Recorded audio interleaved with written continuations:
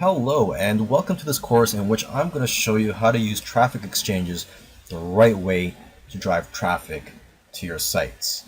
There's a lot of negativity out there about traffic exchanges because people just don't know how to use them, and people say that it's junk traffic, but if you use it the right way it can be very effective. Okay, you got to keep in mind that traffic exchanges have been around since almost the beginning of the internet. I believe they've been around even before Google came along.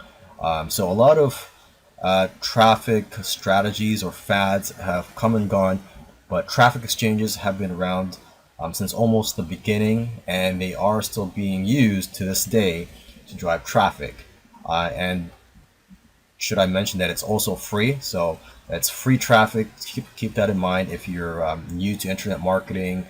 So this is definitely a traffic method that you should look into. So in this course, that's what I'm going to cover is how to use it the right way.